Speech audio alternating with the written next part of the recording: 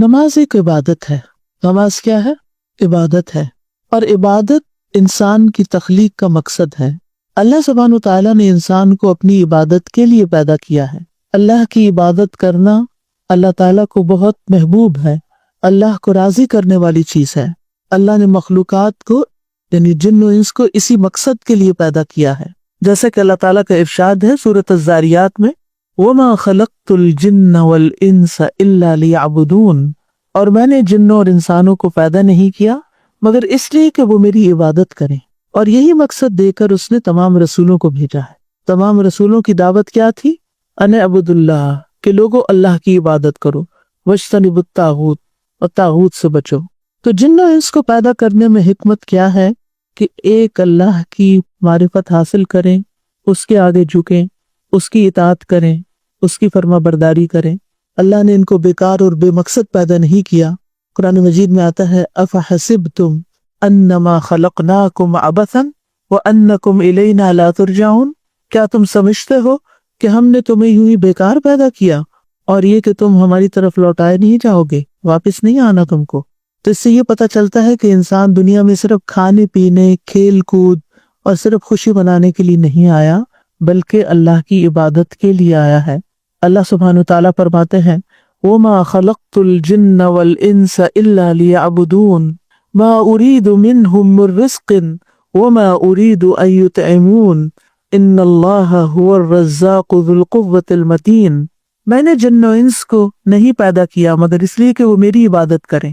مَا أُرِيدُ مِنْهُمْ مِنْ رِزْقٍ، میں ان سے کوئی رزق نہیں مانگتا، میں ان سے رزق نہیں چاہتا، اور نہ یہ چاہتا ہوں کہ وہ مجھے کھلائیں۔ کھلاتا کون ہے؟ اللہ۔ بے شک اللہ ہی بے حد رزق دینے والا، طاقت والا، نہایت مضبوط ہے۔ تو اس لیے ہم سب کو کیا کرنا ہے؟ کس چیز پر زیادہ فوکس کرنا ہے؟ عبادت پر۔ اب آپ دیکھیے کہ یہاں پر دو لفظ آمنے سامنے لکھیے اپنے نوٹس میں، عبادت کرنا ایکول ٹو رزق کمانا، ٹھیک ہے؟ عبادت کرنا، رزق کمانا، اگرچہ یہ دونوں ہی اپنی اپنی جگہ اہم ہیں، لیکن عبادت زیادہ اہم ہے۔ قیامت کے دن یہ تو پوچھا جائے گا کہ انسان کی عبادت کیسی تھی، سب سے پہلا حساب ہی نماز کا ہے، لیکن یہ نہیں پوچھا جائے گا کہ وہ مرتے وقت کتنی جائیداد چھوڑ کر آیا، کتنی پراپرٹی تھی اس کی، کتنا بینک بیلنس تھا، کتنے گھر بنائے تھے اس نے، اور دنیا میں کس نمبر پر تھا۔ امیر ترین آدمیوں کی جو فہرست ہوتی ہے اس میں سے کون سا نمبر تھا اس کا، یہ تو نہیں پوچھا جائے گا، اور نہ یہ میرٹ ہوگا، اور نہ اس بنا پر کسی کی کوئی قدر اور عزت ہوگی، بلکہ کیا پوچھا جائے گا؟ جس کام کے لیے تمہیں بھیجا گیا تھا، جس مقصد کے لیے تمہیں پیدا کیا گیا تھا، وہ تم نے پورا کیا یا نہیں کیا۔ تو چلیے ہم دیکھتے ہیں کہ عبادت کا معنی کیا ہے۔ عبادت کا معنی کیا ہے؟ جیسے نیت کا معنی تھا نا، اسی طرح عبادت کا معنی۔ نیت کا کیا معنی تھا بولا؟ پختہ ارادہ۔ جی ہاں، کسی کام کو کرنے کا پکا عزم، پختہ ارادہ۔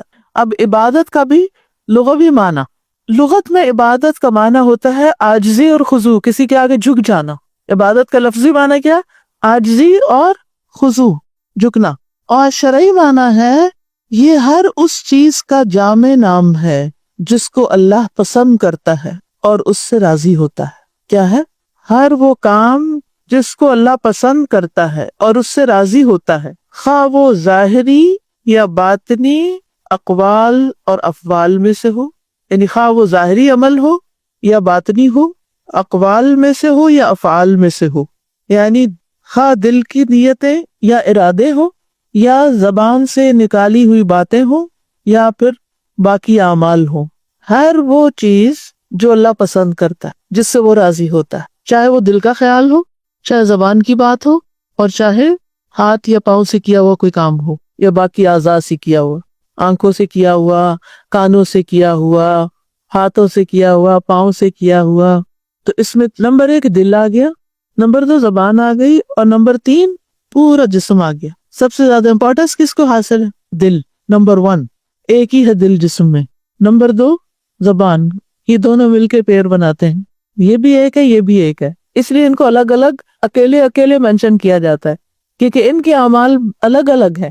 دل کے بھی اعمال ہیں، نیتیں، ارادے، خیالات، سوچے، گمان، اور زبان کے بھی اعمال ہیں، باتیں اچھی بری سب، اور باقی سارا جسم جو ہے، آنکھیں، کان، ناک، اور جو جسم کے باقی حصے ہیں، ہاتھ پاؤں سب کے سب ان سے جو افعال سرزد ہوتے ہیں، ٹھیک ہے؟ تو یہ عبادت کا لفظ جو ہے دل، زبان اور جوارح سے صادر تمام اعمال میں سے پسندیدہ پر ہوتا ہے۔ عبادت کا اطلاق دل، زبان اور جوارح سے صادر ہونے والے پسندیدہ محبوب اعمال پر ہوتا ہے۔ اب سمجھ آ گئی؟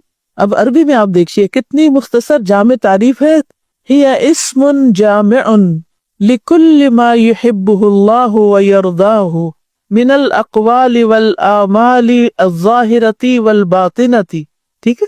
اسم جامع، جامع نام ہے، عبادت ایک لفظ ہے جو جامع ہے، کمپریہنسو ہے، ہر اس چیز پر اس کا اطلاق ہوتا ہے جس کو اللہ پسند کرتا ہے، جس سے راضی ہوتا ہے، چاہے وہ اقوال میں سے ہو یا اعمال ظاہریہ اور باطنیہ میں سے ہو۔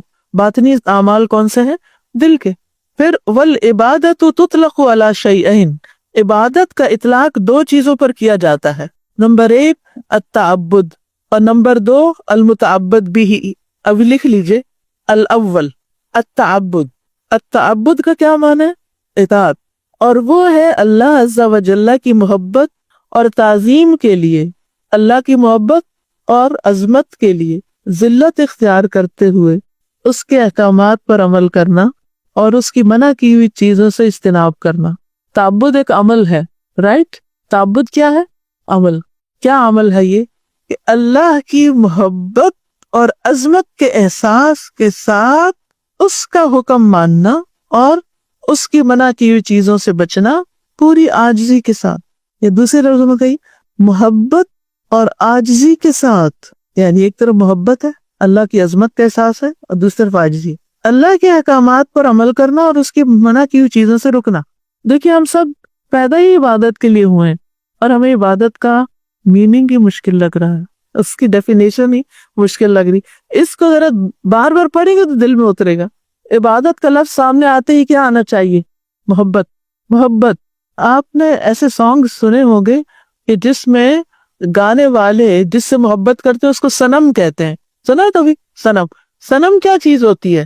بت، اور اس کے لیے وہ عبادت کا لفظ بھی استعمال کرتے ہیں، یعنی معبود جو ہے وہ محبوب ہوتا ہے یا محبوب معبود ہوتا ہے، سمجھ آئیے؟ محبوب beloved جس سے ہم محبت کرتے ہیں وہ کیا ہوتا ہے؟ ہمارا معبود بھی بن جاتا ہے، کیونکہ ہم اس سے کیا کرتے ہیں؟ محبت کرتے ہیں، اور اس کے لیے کیا کرتے ہیں؟ اس کی تعظیم کرتے ہیں، اور پھر اس کے آگے کیا کرتے ہیں؟ جھک کے رہتے ہیں یا اکڑ کے رہتے ہیں؟ جھک کے رہتے ہیں۔ اس کی بات مانتے ہیں یا نہیں مانتے؟ اور جس چیز کو وہ پسند نہیں کرتا پھر ہم بھی کیا کرتے ہیں؟ پسند نہیں کرتے۔ اب سمجھ آئی؟ اب غیر اللہ سے جوڑا نا تو پھر سمجھ آ گئی ہے، کیونکہ ہم کرتے یہی ہیں نا۔ تو پھر دیکھیے ڈیفینیشن، یہ پکی کرانی ہے نا آپ کو، کیونکہ ساری زندگی کے لیے چاہیے، یہ صرف اس کورس کے لیے نہیں ہے۔ تعبد کیا ہے؟ اللہ کے احکامات پر عمل کرنا، کس جذبے کے ساتھ؟ محبت کے ساتھ، عظمت کے احساس کے ساتھ، کیا کرتے ہوئے؟ جھکتے ہوئے، عاجزی اختیار کرتے ہوئے، اور صرف اس کے احکام پر عمل کرنا یا اس کی ناپسندیدہ چیزوں کو چھوڑنا بھی، اس کی منع کی ہوئی چیزوں کو چھوڑنا بھی، ٹھیک ہے؟ دوسرا ہے المتعبد بھی، اور مشکل۔ وہ کیا چیز ہوتی ہے؟ بھی کا کیا مطلب ہوتا ہے؟ جس کے ساتھ، یعنی اب آپ نے اوپر تو یہ کہا نا کہ ہم محبت کے ساتھ بات مانیں گے، چلو سیدھی سی بات یوں کر لیتے ہیں، ٹھیک ہے؟ یا کچھ کریں گے اللہ کی محبت کے لیے، کچھ کریں گے تو کیا کریں گے؟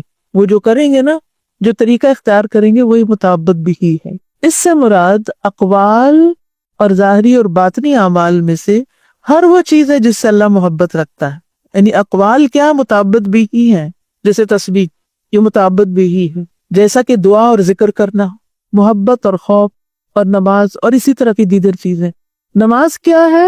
متعبد بھی ہی ہے، وہ چیزیں ہیں، وہ طریقہ ہے جس کے ساتھ ہم اللہ کی عبادت کرتے ہیں۔ جیسے عام مثال میں ہے کہ ایک ہے کھانا، یہ کیا ہے؟ ایکشن، اور ایک ہے کھانے کا آلہ، جیسے چمچ ہے مثلا، ٹھیک ہے؟ تو آپ کھانا کس کے ساتھ کھاتے ہیں؟ چمچ، ایک ذریعہ، ایک واسطہ۔ ایک ہے عبادت اور ایک ہے وہ کام جس سے وہ عبادت کرتے ہیں، اس میں ہمارے اقوال بھی ہیں اور ہمارے اعمال بھی ہیں، اور مال خرچ کرنا بھی، اپنے جسم کے ساتھ جو ہم ایکشنز کرتے ہیں وہ بھی، یہ سب کچھ۔ عبادت میں دو چیزیں، ایک عبادت اور ایک وہ کام ہے جن سے عبادت کی جاتی ہے، ٹھیک ہے، اتنی آسان چیز ہے یہ۔ پھر عبادت کے 3 ارکان ہیں۔ دیکھیے یہ عام درس نہیں ہے نا، اگر درس ہوتا تو میں صرف سمپل باتیں کر کے آگے نکل جاتی۔ یہ کلاس ہے، یہ علم ہے، یہ تعلیم ہے، آپ اس طرح سیکھیں گے تو انشاءاللہ آپ کے اندر ایک اور میچورٹی کا لیول آئے گا، پھر یہاں آنے کا فائدہ۔ اتنا سب کچھ لگا کے آپ یہاں آ کے بیٹھے ہیں اور میں آپ کو ایک اچھا سا میٹھا سا درس سنا کے بھیج دوں تو یہ تو کوئی بات نہیں۔ عبادت کے 3 ارکان ہیں، ٹھیک ہے، یا عبادت کی بنیاد 3 ارکان پر ہے۔ نمبر 1 محبت، والذین آمنوا اشد حبا للہ، یعنی اللہ سبحانہ وتعالیٰ کے لیے کمال درجے کی محبت ہونا۔ جب ہم اللہ سبحانہ وتعالیٰ کے لیے نماز پڑھتے ہیں تو اپنے آپ سے پوچھیں محبت کتنی ہوتی ہے، اس میں کتنی محبت ہوتی ہے۔ تو وہ عبادت کے 3 رکن ہیں، آپ یوں سمجھے جیسے ایک میز ہے نا، اس کے 3 پائے ہیں۔ محبت نکلی تو کیا ہوا، ہلنے لگا نا، کھڑا ہی نہیں ہو سکتا، قائم ہی نہیں ہو سکتا۔ تو نماز قائم کرنے کے لیے کیا چاہیے، محبت چاہیے۔ اب اپنے اپنے دلوں کا ہم جائزہ لے لیں، ہمیں کتنا شوق ہوتا ہے نماز کے۔ نبی صلی اللہ علیہ وسلم لوگوں کے ساتھ باتیں کر رہے ہوتے تھے تو کہتے تھے یا بلال اقم الصلاۃ ارحنا بہا، بلال نماز قائم کرو، اذان دو اور ہمیں اس سے راحت پہنچاؤ، راحت پہنچاؤ۔ یعنی دل بے تاب ہے، دل کہیں اور لگا ہوا ہے، ان باتوں میں نہیں لگا ہوا۔ کیا ہمارا حال بھی یہی ہے؟ ہم کہتے ہیں اچھا ابھی تو اذان ہوئی، ٹھہر جاؤ، اتنی کیا جلدی ہے تمہیں، ابھی ہم ذرا کچھ باتیں کریں۔ یہ روز روز تھوڑی آتے ہیں۔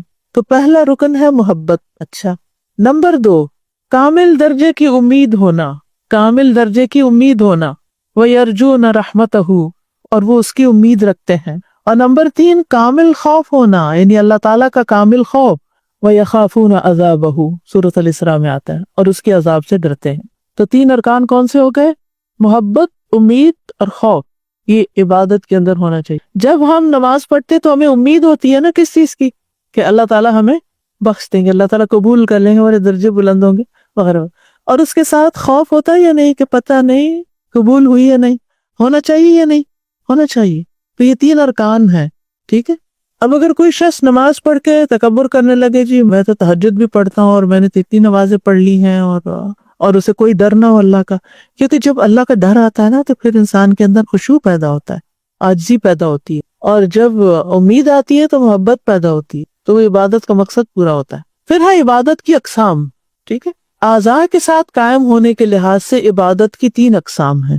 پہلی قسم دل کی عبادات، جی دل بھی عبادت کرتا ہے۔ اب یہ ذرا دیکھ لیجئے کیا کیا ہے دل کی عبادات، محبت، خوف، امید، عاجزی، رجوع، خشیت، ڈر، توکل، اور اسی قسم کی دوسری عبادات جیسے تقوی۔ دوسری قسم زبان کی عبادات، جیسے حمد کے کلمات کہنا، لا الہ الا اللہ کہنا، تسبیح کرنا، استغفار کرنا، قرآن کی تلاوت کرنا، دعا مانگنا، اور اس جیسی دیگر عبادات، ٹھیک ہے۔ یہ کس سے کرتے ہیں، زبان سے کرتے ہیں۔ تیسری قسم اعضاء کی عبادات، جیسا کہ نماز پڑھنا، روزے رکھنا، زکوٰۃ ادا کرنا، حج کرنا، صدقہ، جہاد، اور اسی طرح کی دیگر عبادات، خاص عبادات۔ ہم عام طور پر عبادت کس کو کہتے ہیں، صرف نماز، روزہ، حج، زکوٰۃ، بس یہ خاص عبادات ہیں۔ اور عام عبادات میں کیا کیا شامل ہے، ہر اچھا عمل جس کے پیچھے اللہ کی رضا مقصود ہو، محبت کے ساتھ کیا ہوا ہو، اور ڈرتے ہوئے کیا ہو، امید بھی ہو اور خوف بھی ہو، اس میں اسم جامع لکل ما یحبہ اللہ ویرضاہ، ہر چیز جو اللہ تعالیٰ کو پسند ہے نا وہ کرنا عبادت ہے، ہر چیز پر عبادت میں آ جاتا۔ 24/7 کا ہر عمل عبادت ہے اگر نیت اچھی ہے، اللہ کی رضا مقصود ہے۔ چلیے یہاں تک کس کو بات سمجھ میں آ گئی، اور کہاں اشکال ہے، سوال کر سکتے ہیں آپ۔ المتعبد بھی، یعنی ٹولز ہیں۔ مثلاً آپ چاہتے ہیں اللہ راضی ہو جائے مجھ سے، تو اب آپ اس وقت کیا سوچتے ہیں، اچھا میں کچھ کروں، ٹھیک ہے نا، کیا کروں، اچھا میں کسی بیمار کو جا کے وزٹ کرتا ہوں، اس کی خبر گیری کرتا ہوں۔ تو اب آپ نے سوچا، پھر آپ اٹھے، آپ نے سواری پکڑی، آپ وہاں گئے، تو یہ جو کچھ راستے میں استعمال ہوا اس رضا حاصل کرنے کے لیے کیا ہے، یہ سارے متعبد بھی ہیں۔ آپ کی گاڑی کیا ہے، جس سے آپ نے نیکی کا ایک کام کر لیا، اس کو اس کام میں لگا دیا۔ وہ جو حدیث میں آتا ہے نا 3 طرح کے گھوڑے ہیں اور گھوڑا اجر کا باعث ہے، تو وہ گھوڑا ذریعہ بن گیا نا کس چیز کا، اللہ کو راضی کرنے کے لیے، ایک اچھے کام کے لیے آپ چلے۔ 2 نیتیں اللہ ہی کی رضا کے لیے ہو، مثلاً مجھے جنت ملے، مجھے اللہ کا چہرہ نصیب ہو، یہ 2 اکٹھی کرنا تو ٹھیک ہے۔ لیکن اگر ہم یہ کہیں کہ دنیا میں مجھے شہرت ملے، اور خاص طور پر جو دین کا کوئی کام ہو اس میں یہ کہ دنیا کے فائدے ہو کہ چلیں کلاس میں چلتے ہیں، وہاں کچھ اور لوگوں سے دوستی ہوگی اور ان کو ہم اپنے بزنس کا بھی انٹروڈیوس کرا دیں گے، تو اس طرح کلاس بھی اٹینڈ ہو جائے گی اور بزنس بھی فلرش کر جائے گا۔ ہاں، ان سے کیوں ملنا چاہتے ہیں آپ؟ پرانی دوستوں سے ملاقات ہوگی، یہ کیوں کرنا چاہتے ہیں؟ اللہ کی خاطر یہ دین والے، ورنہ کیا دوستوں کی کمی ہے؟ دوست تو اور بھی بہت ہوں گے، لیکن ان دوستوں سے کیوں ملنا چاہتے ہیں؟ اللہ کی خاطر۔ تو جو اللہ کی خاطر کسی سے ملنا چاہتا ہے اس کا اجر کیا ہے کوئی اجر؟ عرش کے سائے تلے اس کو جگہ ملے گی، ٹھیک ہے؟ تو ان دو نیتوں کے کمبائن کرنے میں کوئی حرج نہیں ہے۔ پھر آپ نے اسی کے لیے اپنا عمل چینج کر دیا، یہ بھی نہیں کرنا، رائٹ؟ بس جو کر رہے ہیں وہی کر رہے ہیں۔ اگر دل میں کوئی خیال آئے بھی تو کہ پہلے بھی اللہ کے لیے کر رہے تھے، اب بھی اسی کے لیے کر رہے ہیں، میرا اس سے کوئی سروکار نہیں، کون آیا اور کون نہیں آیا۔ اب عبادت کی اہمیت کیا ہے؟ جیسے پہلے بھی ہم نے دیکھا کہ عبادت اللہ کا حق ہے، آسمان اور زمین کے رہنے والوں پر اللہ کا حق ہے کہ وہ اس کی عبادت کریں اور کسی کو بھی اس کے ساتھ شریک نہ ٹھہرائیں، اکیلے اسی کی عبادت، یہ کہ اس کی اطاعت کی جائے اور نافرمانی نہ کی جائے، اس کا ذکر کیا جائے، اسے بھولا نہ جائے، اس کا شکر ادا کیا جائے، ناشکری نہ کی جائے، یہ سب عبادت ہی کا حصہ ہے۔ اور دنیا میں عبادت کا حقدار صرف اللہ سبحانہ و تعالیٰ ہے۔ جن سے بھی مانگا گیا ان میں سب سے زیادہ سخی وہی ہے، جو بھی کسی کے مالک ہوئے وہ ان میں سب سے زیادہ رحم کرنے والا ہے، جتنے بھی دینے والے ہیں وہ ان میں سب سے زیادہ کرم نوازی کرنے والا ہے، جتنے بھی فیصلہ کرنے والے ہیں ان میں سب سے زیادہ انصاف کرنے والا وہی ہے۔ سب اچھے نام اور بلند صفات اسی کے لیے ہیں، بہت زیادہ بخشنے اور بے حد رحم فرمانے والا۔ اور اس کے علاوہ بھی اس کی بے شمار صفات ہیں، تو جس کی اتنی صفات ہیں پھر ہمارے لیے لازم ہے کہ ہم اس کے آگے جھک جائیں۔ یہ اللہ کا حق ہے، کیونکہ وہی دے رہا ہے، وہی کھلاتا ہے، وہی پلاتا ہے، وہی پیدا کرنے والا ہے، اسی کی طرف جانا ہے ہمیں، تو پھر ہمیں اس کے آگے جھک بھی جانا چاہیے۔ معاذ رضی اللہ عنہ سے روایت ہے، انہوں نے کہا میں ایک مرتبہ نبی صلی اللہ علیہ وسلم کے پیچھے گدھے پر سوار تھا، اور اس گدھے کا نام عفیر تھا، بعض لوگ اپنا نام عقیرہ رکھتے ہیں اسی سے۔ آپ صلی اللہ علیہ وسلم نے فرمایا، اے معاذ، کیا تم جانتے ہو کہ اللہ کا اس کے بندوں پر کیا حق ہے اور بندوں کا اللہ پر کیا حق ہے؟ میں نے عرض کیا، اللہ اور اس کا رسول ہی زیادہ بہتر جانتے ہیں۔ آپ نے فرمایا، بندوں پر اللہ کا حق یہ ہے کہ وہ صرف اس کی عبادت کریں اور اس کے ساتھ کسی کو شریک نہ کریں، اور بندوں کا اللہ پر حق یہ ہے کہ جو کوئی اس کا شریک نہ ٹھہرائے اسے عذاب نہ دے، یعنی جو شرک نہ کرے اس کو عذاب نہ دے۔ میں نے عرض کیا، اے اللہ کے رسول، کیا میں لوگوں کو اس کی بشارت نہ دے دوں؟ آپ نے فرمایا، لوگوں کی اس کی بشارت نہ دو ورنہ وہ خالی توکل کر کے بیٹھ رہیں گے کہ ٹھیک ہے بخشے گئے ہم۔ تو اللہ کا حق ہمیں ادا کرنا ہے، شرک نہیں کرنا، اسی کے آگے جھکنا ہے۔ جب اللہ نے ہی سب کچھ بنایا تو پھر اللہ ہی کا حق ہے کہ اس کی عبادت بھی کی جائے۔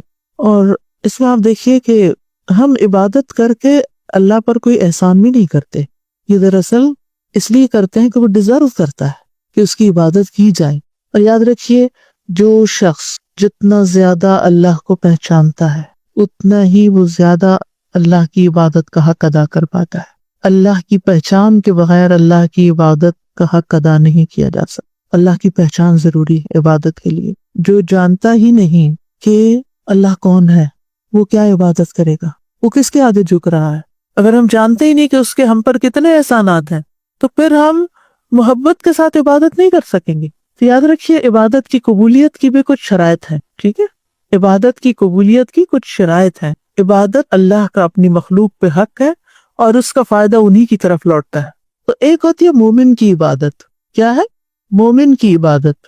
مومن کی عبادت کیسی عبادت ہوتی ہے؟ ان طریقوں کے ساتھ عبادت جو اس نے مقرر کی ہیں، مشروع کیا مطلب مقرر کی ہیں، اور یہی عبادت قبول ہے۔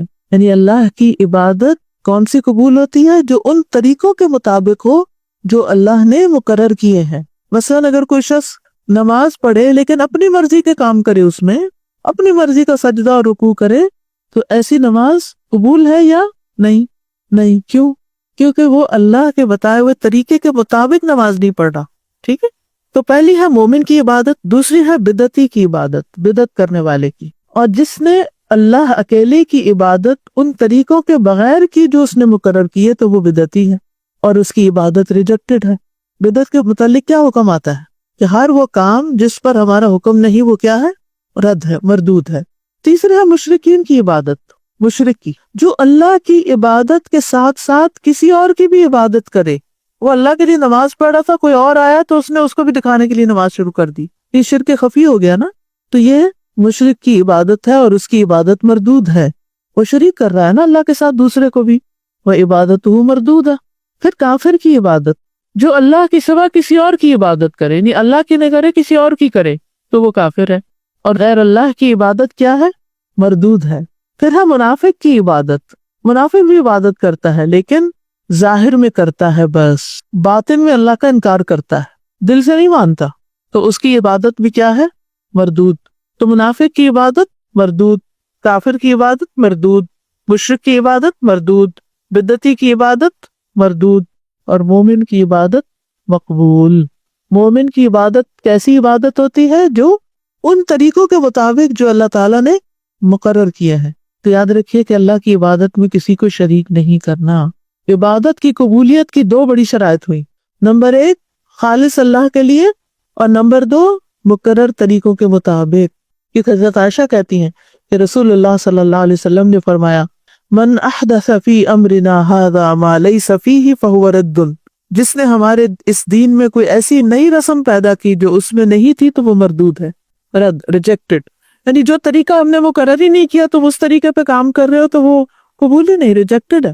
مثلاً آپ کسی کو کوئی سیمپل دیتے ہیں کہ ہمیں اس کے مطابق پروڈکٹ بنا دو، کوئی فیکٹری ہے چیزیں بناتی ہے، تو آپ ان کو کہتے ہیں کہ ہمیں پانی کی بوتل بنا دے اس سائز کی، اس رنگ، اس شکل، اس ڈیزائن کی.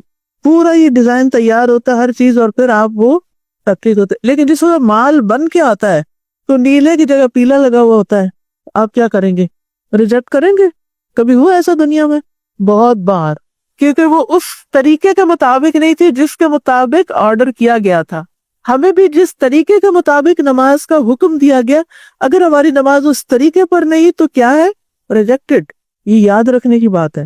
تو ہم یہ کورس کیوں کر رہے ہیں؟ تاکہ ہمیں صحیح طریقہ پورے دلائل کے ساتھ پتہ چلے کہ ہم نے کیا کرنا ہے کیا نہیں کرنا. اب یہ ہوتا ہے کہ بعض اوقات ہم نماز پڑھ رہے ہوتے ہیں اور خوب اپنی منمانیاں کر رہے ہوتے ہیں اس میں. کبھی دوپٹہ ہی ٹھیک نہیں، کبھی وہ باریک ہے، کبھی ٹخنے ننگے ہے، کبھی لباس ٹائٹ ہے، کبھی وضو ڈھنگ کا نہیں کیا ہوا، کبھی قبلے کی طرف ہی رخ کرنے کا نہیں، کبھی کھڑے ہونے کے بجائے بیٹھ کے نماز پڑھنا. اور اگر کوئی منع کر دے تو چیخ پا ہو جاتے ہیں، ناراض ہو جاتے ہیں کہ شکر نہیں کرتے ہم پڑھ رہے ہیں. تم پر بھی احسان ہے اور اللہ پر بھی احسان ہے. تو یاد رکھیے کہ جب تک ہم اس طریقے کو اختیار نہیں کریں گے جو مقرر کیا گیا ہے، اس وقت تک کیا نہیں ہوگا؟ قبولیت نہیں ہوگی. تو عبادت کے کچھ اصول ہوتے ہیں. نمبر 1 اخلاص. وما امروا الا ليعبدوا الله مخلصين له الدين حنفاء ويقيموا الصلاة ويؤتوا الزكاة وذلك دين القيمة. نمبر 2 دوسری شرط، اسے اللہ نے مشروع کیا ہو. قرآن مجید میں آتا ہے ثم جعلناك على شريعة من الامر فاتبعها ولا تتبع اهواء الذين لا يعلمون انهم لن يغنوا عنك من الله شيئا فان الظالمين بعضهم اولیاء بعض واللہ ولی المتقین. اب یہ دلیل ہے کہ اس طریقے کے مطابق کام کرنا ہے جو اللہ نے مقرر کیا. سورۃ الجاثیہ آیت نمبر 18-19 نمبر لکھ لیں، آیت گھر جا کے مکمل کریں. آیت مکمل کیجئے. Home work. ثم جعلناک علی شریعۃ من الامر. ترجمہ اس کا، پھر ہم نے تمہیں دین کے معاملے میں ایک واضح راستے پر لگا دیا، سو اسی پر چلو اور ان لوگوں کی خواہشات کے پیچھے نہ چلو جو نہیں جانتے. بلا شبہ وہ اللہ کے مقابلے میں ہرگز تمہارے کسی کام نہیں آئیں گے، اور یقیناً ظالم لوگ ان کے بعض کے دوست ہیں، اور اللہ متقی لوگوں کا دوست ہے. نمبر 3 اس طریقے کی وضاحت رسول اللہ صلی اللہ علیہ وسلم نے کی ہو. یعنی قرآن میں جیسے حکم ہے نماز پڑھو تو اس کی وضاحت کس نے کی ہے؟ نبی صلی اللہ علیہ وسلم نے. اس طریقے کی وضاحت نبی صلی اللہ علیہ وسلم نے کی ہو. یاد رکھیے عبادت کا نمونہ اور عبادت کی وضاحت کرنے والے خود رسول اللہ ہوں صلی اللہ علیہ وسلم. وما آتاکم الرسول فخذوہ وما نہاکم عنہ فانتہوا واتقوا اللہ ان اللہ شدید العقاب. اور جو رسول تمہیں دے وہ لے لو، اور جس سے روکے رک جاؤ، اور اللہ سے ڈرو، یقیناً اللہ بہت سخت سزا دینے والا ہے. نمبر 4 امید اور خوف کے ساتھ عبادت ہو. کیا ہو؟ امید اور خوف کے ساتھ عبادت ہو. پیغمبروں کے بارے میں آتا ہے کہ انہم کانوا یسارعون فی الخیرات ویدعوننا رغبا ورہبا وکانوا لنا خاشعین. کہ بے شک وہ نیکیوں میں جلدی کرتے تھے اور ہمیں رغبت اور خوف سے پکارتے تھے. یعنی نیک کام کر کے بھی ان کے اندر رغبت بھی ہوتی تھی، خوف بھی ہوتا تھا، ڈر بھی اور امید. رغبت امید کو کہتے ہیں. اور وہ ہمارے لیے عاجزی کرنے والے تھے. نمبر 5، عبادت مشروع اوقات اور مقدار سے ہو. کس سے ہو؟ مشروع اوقات. وہ کون سے ہوتے ہیں؟ فجر کب پڑھی جائے گی؟ سورج نکلنے سے پہلے. اور اگر کوئی روٹین ہی بنا لے کہ جب اٹھیں گے پڑھ لیں گے، تو یہ کیا ہے؟ یہ پھر عبادت نہیں ہے، اپنی منمانی ہے. مقرر مقدار کے مطابق ہو. 2 رکعتیں ہیں تو 2 ہی پڑھنی ہے، 4 نہیں پڑھنی. زیادہ ہوشیار نہیں بننا، اسمارٹ نہیں بننا کہ ہم تو 4 بھی پڑھ لیتے ہوتے ہیں. آپ صرف 2 پڑھتے ہیں. جی، دو ہی ہیں. اوقات اور مقدار دونوں. ان الصلاۃ کانت علی المؤمنین کتابا موقوتا. الحج اشہر معلومات. نمبر 6، بلوغت سے وفات تک عبادت. وَاعْبُدْ رَبَّكَ حَتَّى يَأْتِيَكَ الْيَقِينُ. یہ نہیں کہ اب وہ بسل میں بوڑھی ہو گئی ہوں نا، اب تو نماز چھوڑ دی. نہیں، اب کیا کریں، اب تو اٹھا ہی نہیں جاتا، اب کیا نماز پڑھنی ہے. نہیں اٹھا جاتا، بیٹھ کے پڑھ لو. اب تو گھٹنے ہی چلے گئے ہیں، تو اب کیسے کھڑے ہوں؟ تو کوئی بات نہیں، کرسی پہ بیٹھ دیں. اب تو نیچے سجدے میں جائے تو اٹھا نہیں جاتا، کوئی بات نہیں، اشارے سے پڑھ لیں. ٹھیک ہے نا؟ تو موت تک بستر مرگ پہ بھی پڑے ہوئے ہیں، تب بھی اگر ہوش ہے. آپ نے دیکھو کہ کئی لوگ قومے میں بھی ہوتے ہوئے نماز کے اوقات میں اشارے کر رہے ہوتے ہیں نماز کے. اور ہم دیکھو کچھ لوگ، کبھی آپ کو بھی ہو سکتا ہے یہ خواب آئے ہو کہ خواب میں نماز پڑھ رہے ہیں.